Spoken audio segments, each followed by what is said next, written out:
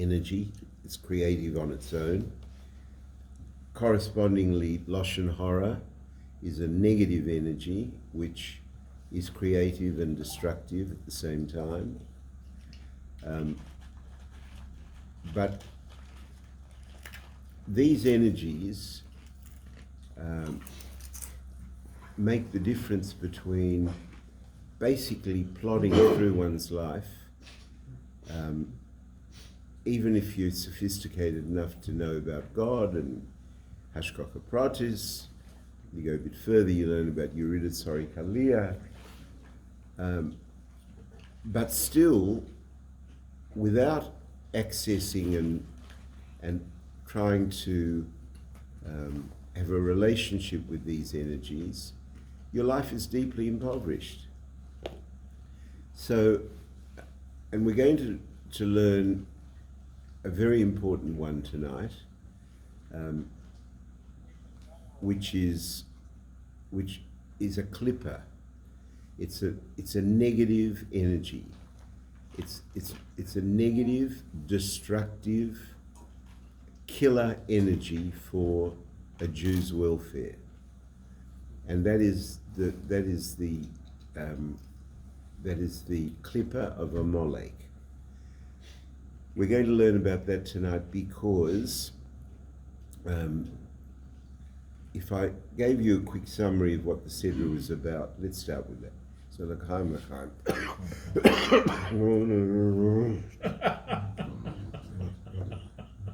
I'm hoping.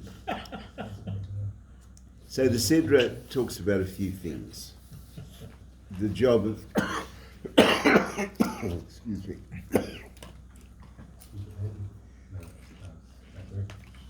The job of the Kohanim, Pesach Sheni, which we learned together a few weeks ago, and just to summarize that, because it is also an important issue. Pesach Sheni comes as God's fault. What does that mean? To bring a Korban Pesach, which every Jew is obliged to do before Yetzias Mitzrayim, he has to be tahor, has to be pure. Now, what happens if he's not? And when we say what happens if he's not, let's say his father dies, or his mother dies, or your wife dies, or God forbid a child dies in your house. So you have, a Jew has certain halakhic obligations. Fulfilling those halakhic obligations automatically make you tomei, impure. So how can you bring the Korban Pesach if the only way you can bring it is that if you're pure? And you can't, and you're not to blame for being impure. God's to blame, because people are going to die. In this period of time, people are going to die, and that the bodies need to be attended to. So people went to Moshe Rabbeinu and said, "What do you want from us? We want the mitzvah of Korban Pesach, but on the other hand, we're tomei. What do we do?" Moshe says, "Good question. I haven't got a clue. I'm going to go and ask the boss." So he goes to the boss, and Hashem says to him, "Go back to those people and tell them that it's a good argument. We'll give them a second chance. We'll have a second Pesach Sheni, when that'll give them time to become pure, and they can then bring the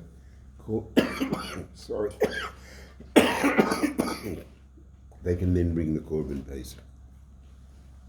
And this whole section is about the energy of second chances.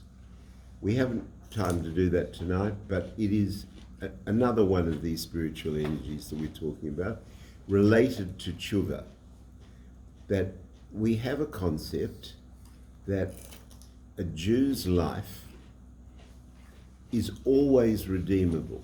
Maybe not between man and man, because you can do some things to people which they just, with the best will in the world, can't forgive. But there's no such thing between man and God. And that energy is described by Pesach Sheni. So that's a part of the Sedra. Another part of the Sedra is the concept of private appreciation. You know, the mon fell every day.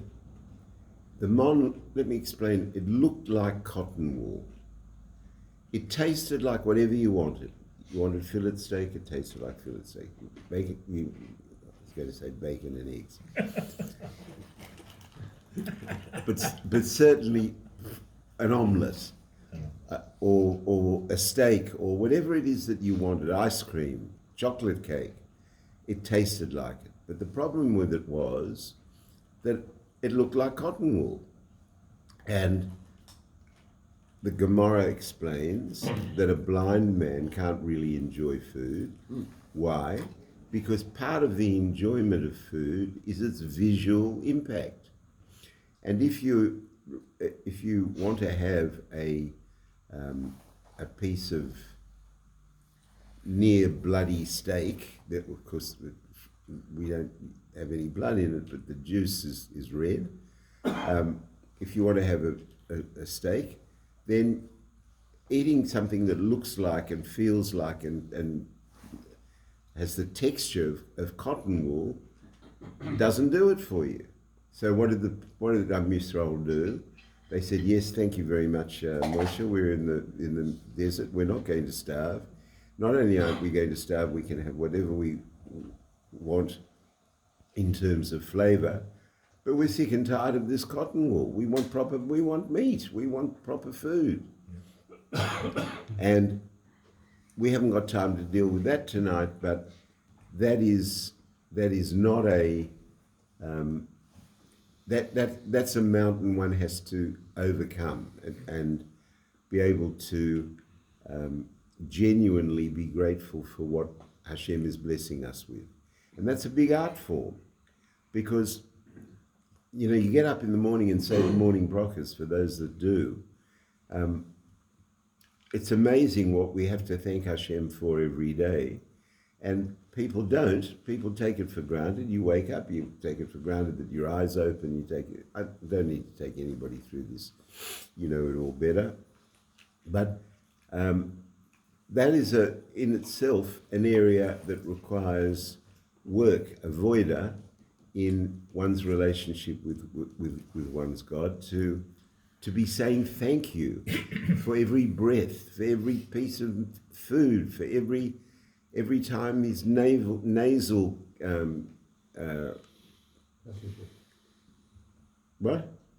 passages are moistened. Yeah. But that's also not for tonight.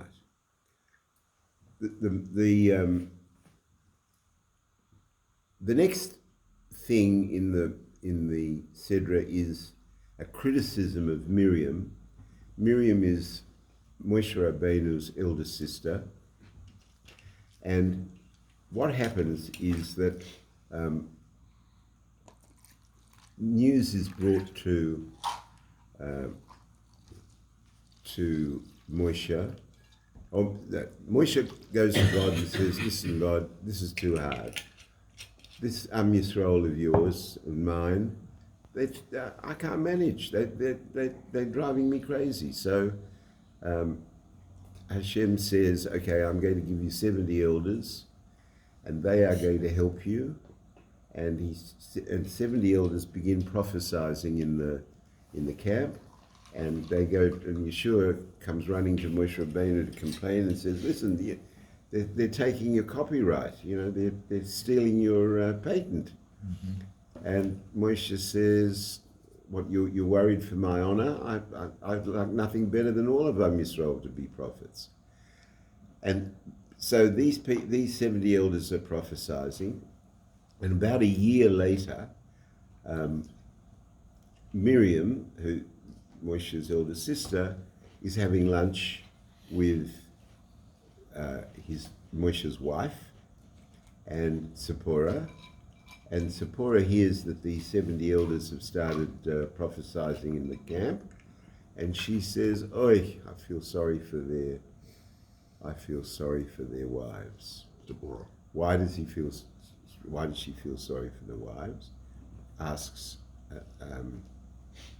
Miriam, and Zipporah says, because their husbands will stop sleeping with them. Moshe hasn't come to my tent for a year. I've had no sex for a year. So Miriam says, why not? She says, well, he says that he may meet God any minute, and for that he has to be tahor, and you can't have... And therefore, so when she hears that, she's shocked, and she tells Aaron, and that is the first recorded piece of Lashon Hara, and it is such a serious thing in the genesis of the story that first of all she suffers saras, and she has to be put out in quarantine, and all of Am Yisrael wait 7 days for her in quarantine. That's how important she is, but that's how important the sin is. I'm telling you this because it brings us to the next thing. In the davening every day, when we do daven from the Siddur every day, at the end of the davening, we come to what are called the 6 remembrances. 6 zechroinus, that these are something that we are obliged to remember every day. Let's do the list quickly. First is Yitzias Mitzrayim. If you don't have Yitzias Mitzrayim, you don't have the birth of our nation. So it's a fundamental thing to get in touch with every day. Second is that the Torah was given on Mount Sinai. If the Torah wasn't given to us, we wouldn't still exist. More than if you want to know anything about Jewish identity, it is the fact that we are strapped, tied to the Torah. That's the reason for our existence. Now, the third of those remembrances tell us to remember what Amalek did. So let's learn quickly what Amalek did. As Am Yisrael is succeeding in breaking out of the shackles of Mitzrayim, for the first time in history, I mean, as an individual didn't escape the Egyptian jails, let alone a nation of 3 million people. 3 million people walk out of Israel. It's an obvious miracle for everybody. And immediately that they're successful in doing that, they're attacked by Amalek. Why? Why are they attacked by Amalek? What did Amalek have against them? That's what we're going to come back to and do in some detail. But we have a mitzvah to remember Amalek. It's not only a mitzvah, it's a mitzvah d'oraisa. That means it's from the Torah itself. And not only that, but of these 6 remembrances, so far we've done 3, but of the 6, this is the only one that has a whole Shabbos dedicated to it. We have a Shabbos Zocher, which is immediately before Purim, where it is our duty to go to shul and hear the portion on Amalek, because we have to remember Amalek, and then comes part 2 of the mitzvah, which is destroy it utterly. Now, the next 3, just for completeness, is to remember the sin of the golden calf. Why? Because a Jew has to understand what avodah zarah is. He has to understand who he trusts, who he puts his faith in. Is it in cash flows? Is it in stock market movements? Is it in graphs? Or is it in Hashem giving him a bracha for Parnasa? And that's one of the 6 things. The number 5 is to remember the sin of Miriam, the Lashon Hara of Miriam. That's how important it is that it's one of the 6. And finally, it's that we have to keep Shabbos. And these are 6 things which are descriptive of the Jewish psyche. And these 6 things form the backbone of opportunity for a Jew to not live like an animal, subject to the apparent happenstance of nature, to the happenstance of the weather and the temperature and where they are and what time in history they were born and etc. But an opportunity to see that these 6 things chisel our spiritual stature. And happiness, which isn't the goal isn't to be happy, the goal is to serve God. But happiness comes from, as a byproduct and a result of learning what these energies are. Sorry. Sip of tea. Learning what these energies are and tuning into them so that you take your mind out of Gashmias and into Ruchnias and bring Ruchnias down into Gashmias. So we need to go, the one that we're going to learn today, the 2 sikhas, or the sikha and the maima, that we're learning from in relation to this is in relation to this klippa of Amalek. So what is wrong with Amalek? Let's start with that. And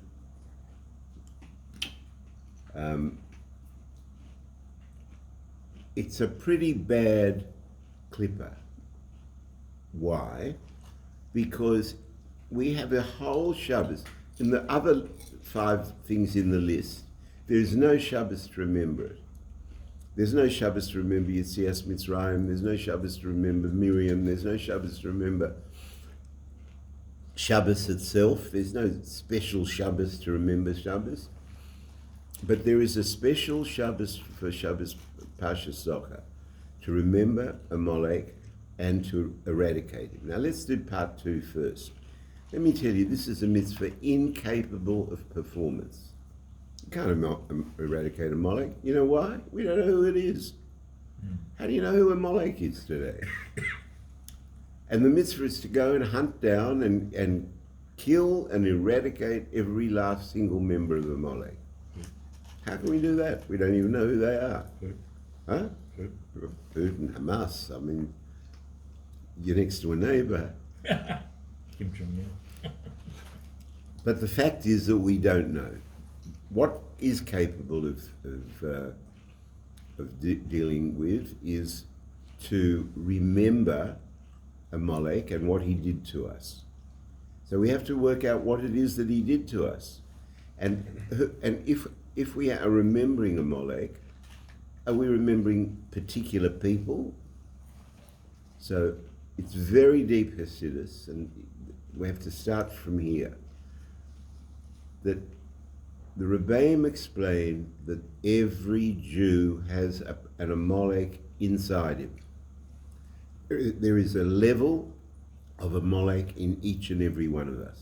Isn't it the evil inclination? No. We'll come to it in a minute. Self-painting Jew. Huh? No. The Amalek, let's do the clip. Let me jump to the clipper since you're asking the question. There are really 3 aspects to this clipper. One is doubt. Doubt's very powerful. You know, you can, I'll give you an example. You go to a shiur, you learn something from the Alter Rebbe which is really meaningful to you. Suddenly you see light. You go home, you go to bed, you get up in the morning, you daven, you go and have breakfast, and all of a sudden you think, yeah, but I get it, but what about this and what about that? And I didn't think of this and I didn't think of that. That doubt is part of the clipper of Amalek. We all have it. There's no point in pretending you don't have it. You're not a better person if you don't have it. It's something that we have, and it is part of Hashgacha Pratis. It is part of the attack by Amalek. But the question is, what do you do with it? The question with self-doubt in what we learn together and what you practice, which is going to be more important, as we'll see in a minute. Doubt is a cancer. It's an acid that eats it away at your spiritual virility and welfare. Now, part 2 of this clipper is disassociation. In other words, that you hear that you've got to put on tefillin every day. But it's late, and you're running late for a business meeting, and you've got a whole list of reasons. And for whatever reason, you find excuses for yourself to disassociate yourself from what you know is not only a duty, but an empowerment. And you're giving that empowerment away for a whole, you're trading land for beads. You're thinking that what you're going to do instead is so much more important, when really what's more important is putting on the tefillin. So this level of disassociation is also part of this clipper of Amalek. And finally, there's the process of going backwards and forwards, of feeling as though you want to commit and then taking it back. Feeling you want to commit, then taking it back. That is also part of the clipper of Amalek. Now, there's nothing to be ashamed about. There's no prize for pretending you don't have Amalek in you. You do. The issue is learn what it is, and the issue is, what do you do about it? What do you do about it? Because one of the things that you need, one of the deepest secrets of fulfillment in Torah and a Jew's life is to understand Nasa v'nishma. Let me just take a quick detour. Everybody, I'm sure, knows what that means. Nasa v'nishma means that when God offered the Torah to Am Yisrael, they said, we will do it and then we'll understand it. That's the order that they use, that they'll do it and then they'll understand it. Not that they'll understand it and then they'll do it. So when you go to a Jew to try and put tefillin on with him, if he says, well, I'll put on tefillin when you can explain to me what the laws are and what's it all about and why, that's the wrong order. Our order is Nasa v'nishma. First of all, Judaism is a doing religion. It's actually not a religion at all. It is us obeying our God in action, not in thought, not in machshava and dibur, not in thought and speech. It is that as well, obviously, but it is, for a Jew, Judaism is about action. It's about 613 mitzvahs. It's about doing what is God's will. And being a light to other nations, showing how we do that. Now, what does Amalek do? Amalek reverses that order. And you've got to own up to it. Amalek says to you, I'll do it when I get it, when I understand it. At the moment, I don't, so therefore I have doubt, therefore I have disassociation, therefore I come and go, because really my commitment isn't to the doing first, my commitment is to some mental, emotional relationship, which we're going to come to in a minute. So that's the problem. The problem is that you and I walk around with a molek in our breast. And the mitzvah is to get rid of that molek. And, you know, not everybody understands that many of these injunctions aren't once in a lifetime. You can succeed and then slide back and get, you know, I had one of my early teachers explain to me, I got a big shock when he explained it to me, that you can be a Bainani. We don't have time for me to explain this properly, so I'm assuming that some people here know what we're talking about. There is a level of Jewish humanity called a Bainani. Bainani is someone who never sins.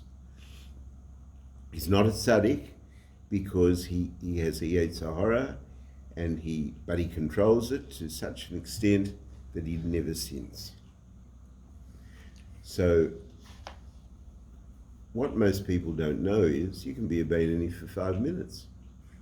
You can be a Bainani and do complete tshuva. You've done complete tshuva. Your slate is absolutely spotlessly clean. And in 5 minutes you make a mistake. So you become a Rosher again. Now, just as that's true with being a Bainani or not, it's true in terms of a molek. You can eradicate a molek temporarily. Not everybody can do it for a whole lifetime in one leap, but it is a lifetime's battle. And that lifetime battle is a battle about these three aspects: doubt, self-doubt. It's a cancer. It's a debilitating, crippling, negative disassociation with your God. God's kind of going to understand, you know. God understands me. He made me. I walk with him. I talk with him. He's going to understand if I go wrong in this way and go wrong in that way. And he might. Who knows? But to doubt that the mitzvah applies to you and is requisite behavior, and failing to behave in that way, that's the clipper of a molek. So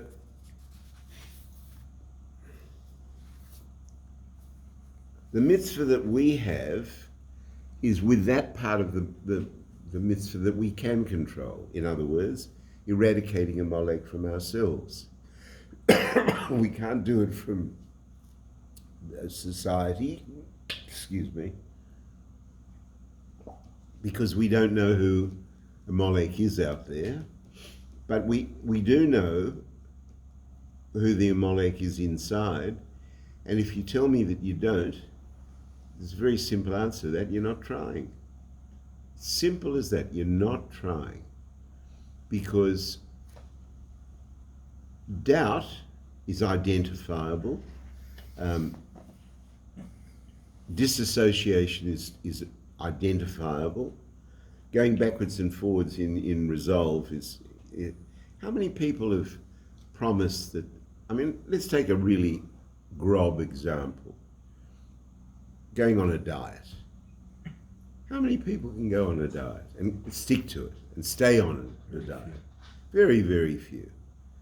I mean, today there are tools for helping, medicines and surgeries, but the mitzvah is to hate a molek, hate, that's the word that's used, and destroy.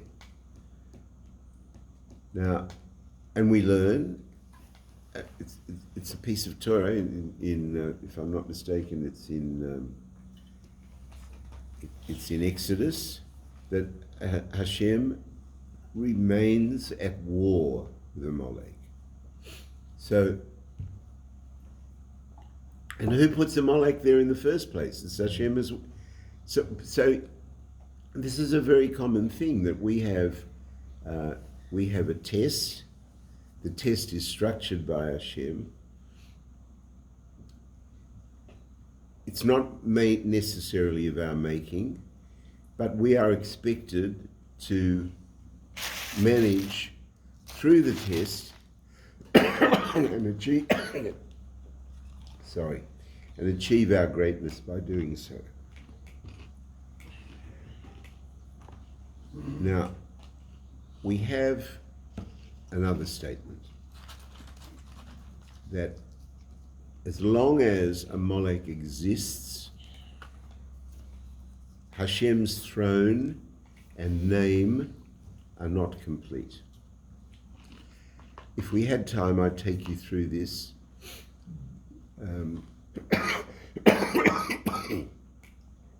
Sorry. This pasuk talks about Kisei and the throne of Hashem and his name, and both words are written defectively. Kisei is written without the aleph, and his name is Yud Hey, not Yud Hey Vav Hey. So it's only half of his name where this pasuk appears. So now I need to take you much, much deeper.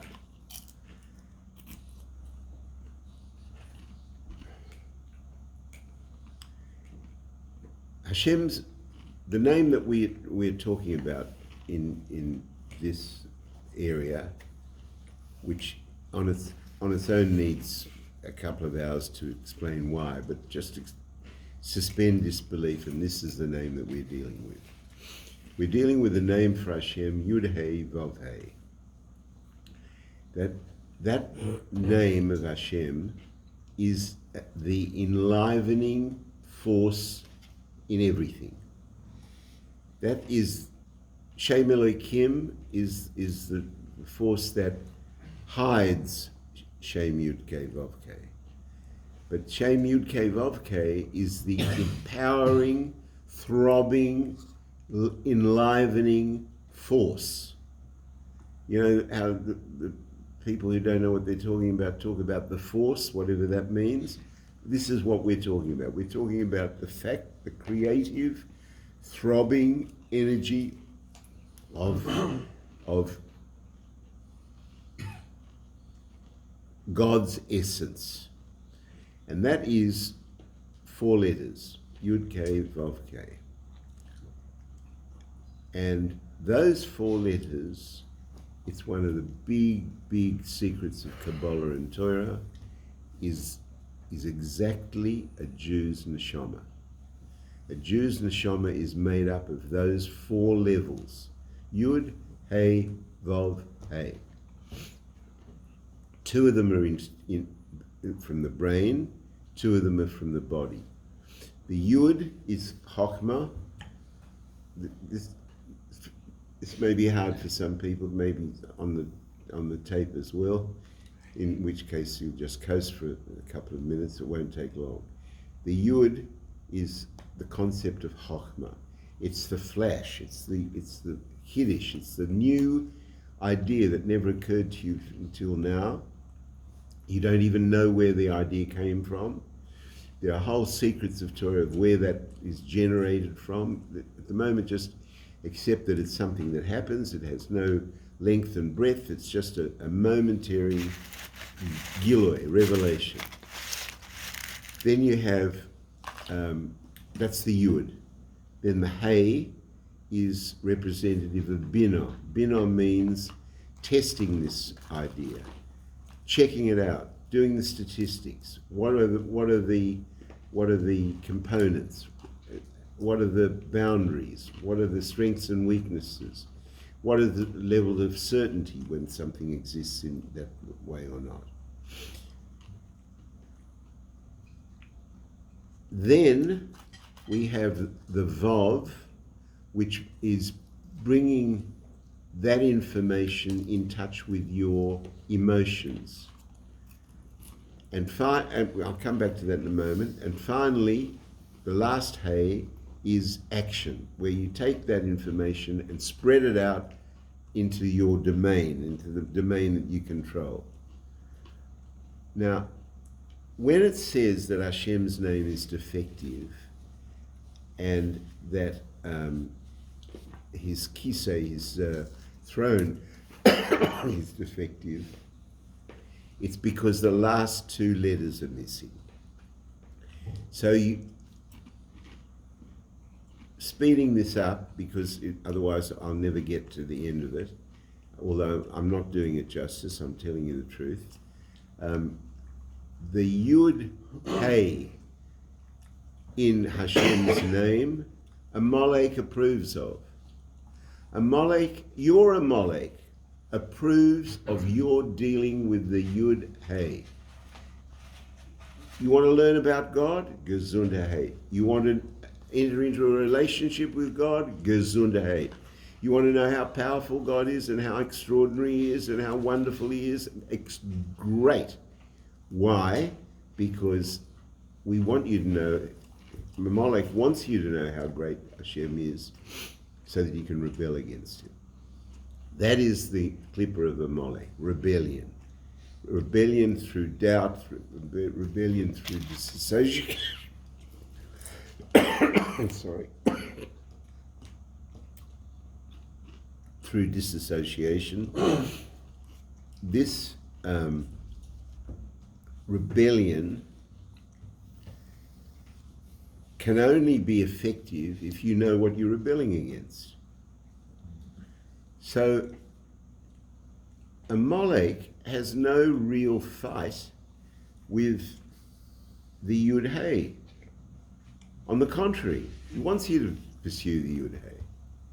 So you can go to a shir, I can give the shir, and we can be dealing with the Yud Hey part of our soul, the first two levels of our soul, which is yearning to be in touch with our God, and still go horribly wrong.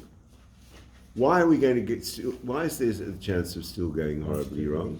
Because until you bring it into emotion and action, you're not doing the action. You're not doing the action. You're not living as a Jew. It's nasa,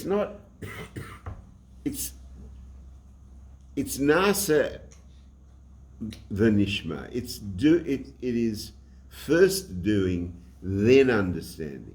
The clipper of Midian is, no, you go and understand, learn it. Go to Kremnizer shir, be thrilled with it because it is seen colour. Come home and say, why didn't I ever understand any of this? This is fantastic. But until you and I are doing the mitzvahs that Hashem has put before us, we are the victims of our Amalek.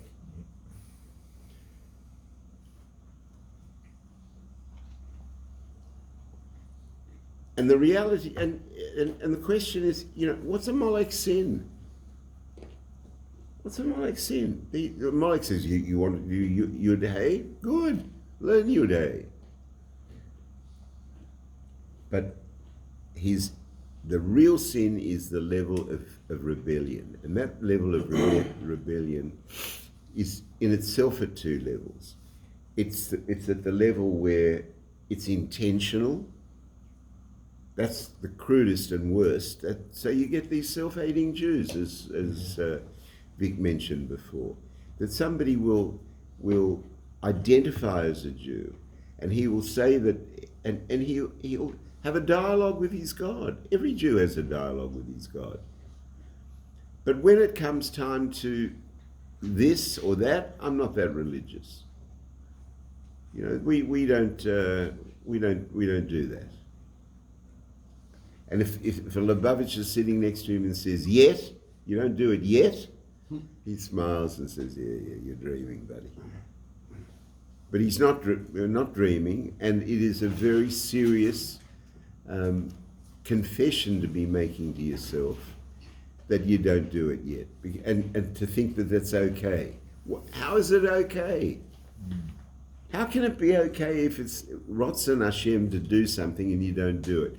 It can only be okay if it's explained with the wizardry of the lying tongue of your Amalek. That's the only way it works. Because otherwise you'd laugh at it.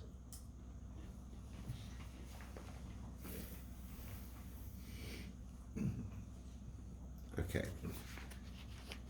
Now,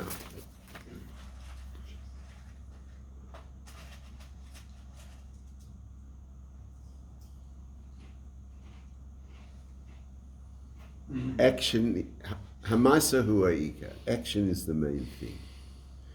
And for action to be the main thing, you've got to get to the last two letters of your neshama. You've got to get to the Vav Hey. You've got to get to where it's not enough. Look, let's understand, it's a great level to have got to a personal dialogue with your God.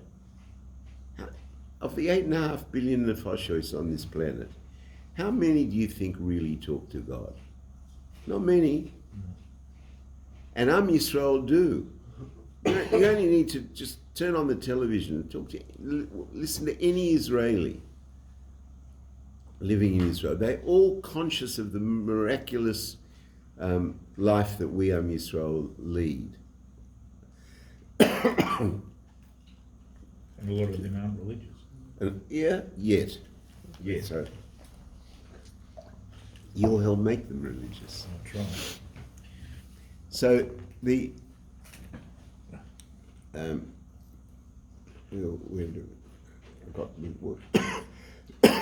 yeah, talking about how action is the main thing. So a lot of people have a dialogue with their God, and that's wonderful. I'm not minimizing that or taking it away. But the hard work yards are in not that warm, fuzzy feeling that you get talking to your God, but doing it. And it's hard sometimes. Now, Ronin will help me. And Menachem will help me too. You know, one of the korbanos, one of the offerings in the temple is animal life. So if it's a bull or a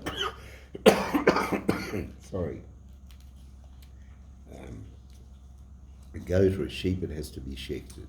If it's a bird, there's the Kohen had to grow his fingernail and make it very, very sharp. And the way you killed the bird was the Kohen would insert this fingernail into the back of the neck and separate the back of the head from the body. And that process, I don't know if I'm pronouncing this properly, is molach. That's the Limlock. How? Limlock.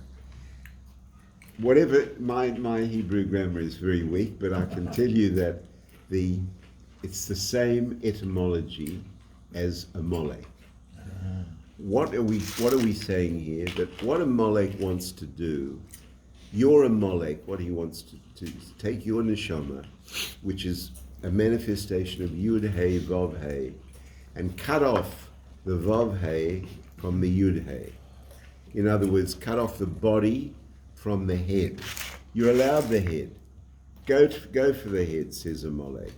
But when it comes to the body of doing the stuff, getting the stuff done, that's what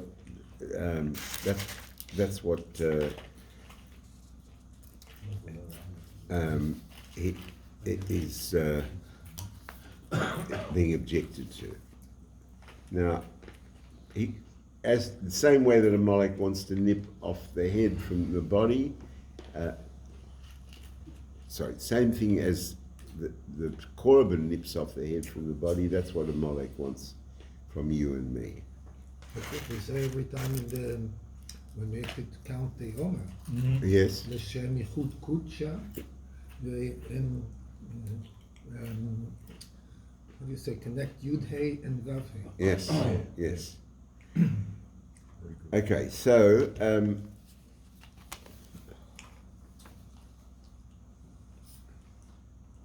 I feel as though my voice is about to give out on me.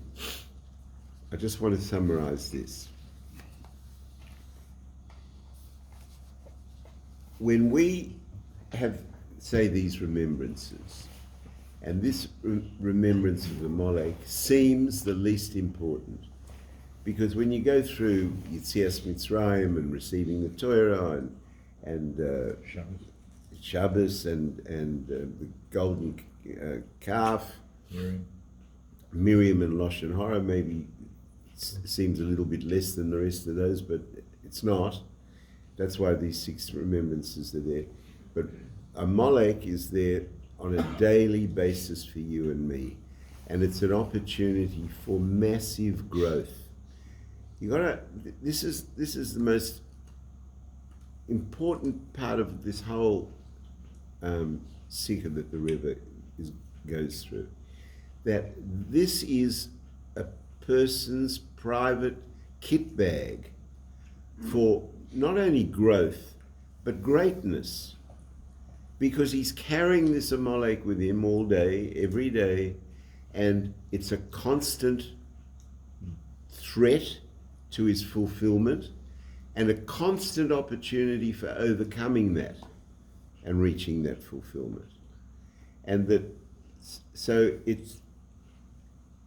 formula is the formula that we all take for granted when we go through Shavuos and Matan Torah and Nasa V'Nishma, and all the little kids scream out Nasa V'Nishma, and the ice creams are handed out. And that's very nice. It's nice training for the kid to understand it. But the real game is to understand that Nasa V'Nishma is in that order because it's the opposite order to what Amalek wants. What Amalek wants is that you and I feel for it, understand it, talk to our God, understand Ashkoka Protis, understand creation, understand Shem Yud Kei Vav Kei, understand Shem Elokim. But what do? That's the test. So while my voice still holds out, I give everybody a bracha that we can conquer our Amalek. Can I ask you one question? Yes, sure.